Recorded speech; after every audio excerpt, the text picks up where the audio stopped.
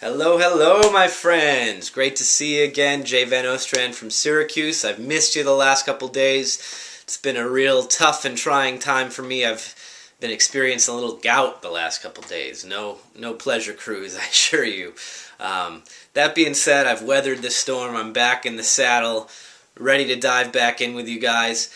And you know, it was a trying couple days. I felt like I was failing in my quest. It's the second time that gout had challenged me here in the last couple weeks after, you know, a good couple year run of being okay, and so kind of got me down a little bit. But I'm on the right track in life, and a good friend reminded me recently that life's going to throw you the most curveballs when you're on the right track. So it gave me reassurance and faith that I'm getting closer to my own personal success in life, and I wanted to reflect on that a little bit with you guys, hopefully help you avoid from quitting on yourself, and to share a story that I heard from Napoleon Hill that I was reminded of as I was going through this experience.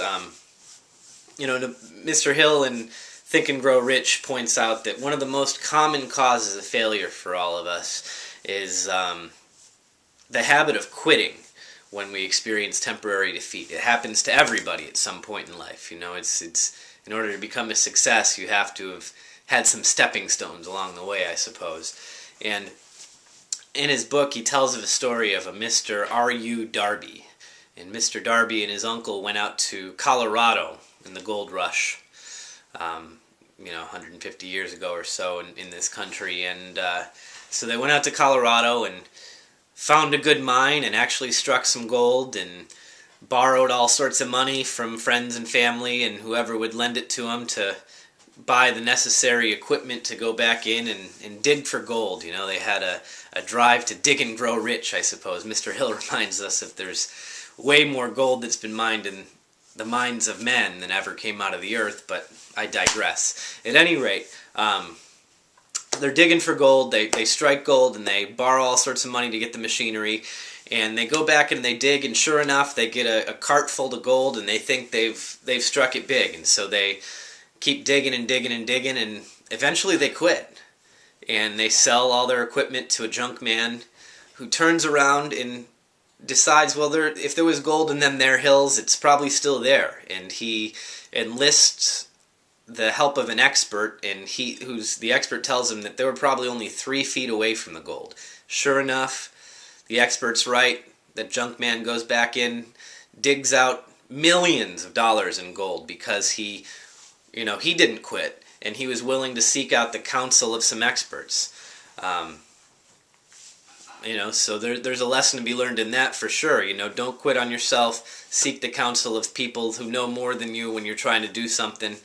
And, you know, learn your lessons. If you've taken some tough lessons like that, much like Mr. Darby, who went on to sell insurance and was one of the first millionaires made in the insurance business, you know, he learned from that he wasn't going to take no for an answer anymore. And he learned that, you know, no just meant negotiate on.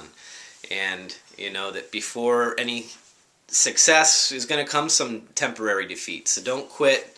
And, you know, most successful people will tell you that their greatest, their most dramatic and largest success in life comes directly on the heels of what feels like their most dramatic and ground-shaking defeats of their life. So stick with it. Don't give up on yourself. If you feel like you're, you know, experience some setbacks, really study the failure in search of the knowledge that's going to lead you to success, because it's in there. That nugget of goodness is right in the midst of that, what feels like failure. It's really just a stepping stone. You need to look at the positive in it. It's there, I assure you, my friends. I'm here to help you find it. Look forward to getting back with you tomorrow.